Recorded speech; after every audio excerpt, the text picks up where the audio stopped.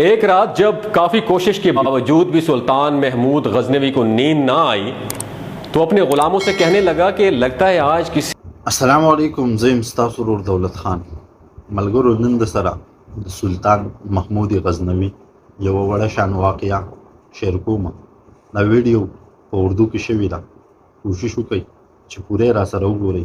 په علم کې به مو اضافه وشي او ثبت حاصل هم کړئ. نو راځئ دا ویډیو ګورو بے خبری کو.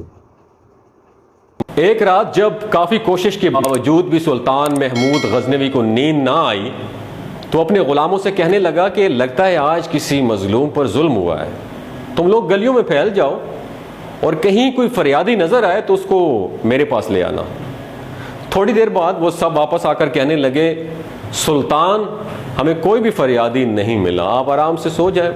سلطان کو جب پھر بھی نیند نہیں آئی تو وہ خود کپڑے بدل کر بیس بدل کر محل سے باہر نکلا.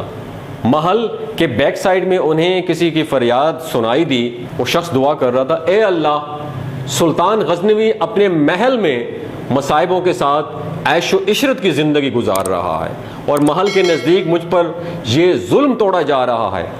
سلطان نے سن لیا. سلطان نے کہا کیا بات کر رہے ہو, میں محمود ہوں اور تمہاری فریاد رسی کے لیے آیا ہوں. مجھے بتاؤ کہ کیا ظلم ہوا ہے تمہارے ساتھ.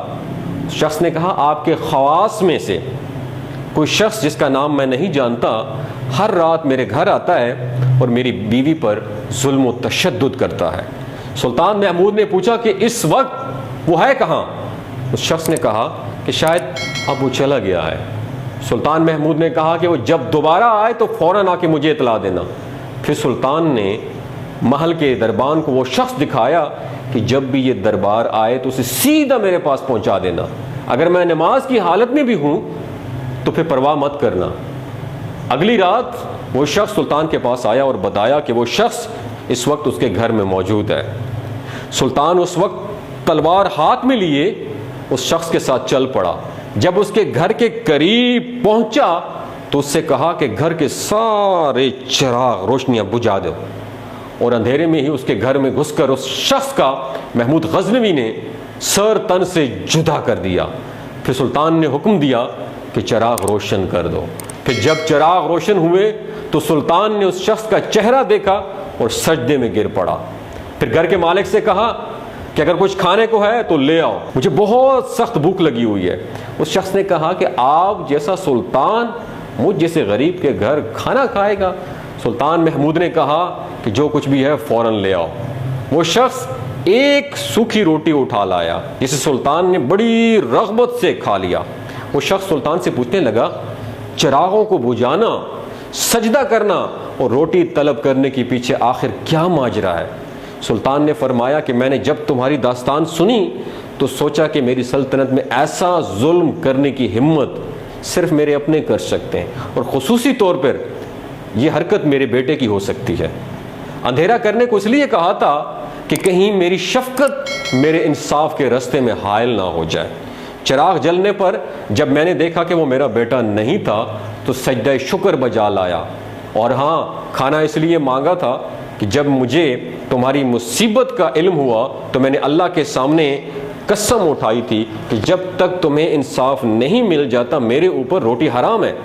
اس وقت سے میں نے نہ کچھ کھایا اور نہ ہی کچھ پیا ہے. میرے پاکستانیوں, یہ کہانی آپ لوگوں کے ساتھ شیئر کرنے کا صرف مقصد ہے, یہ ہوتی ہے اصل حکمرانی. کوئی بھی معاشرہ انصاف کے بغیر زندہ نہیں رہ سکتا, کیونکہ کفر کا نظام تو چل سکتا ہے پر ظلم کا نظام نہیں چل سکتا.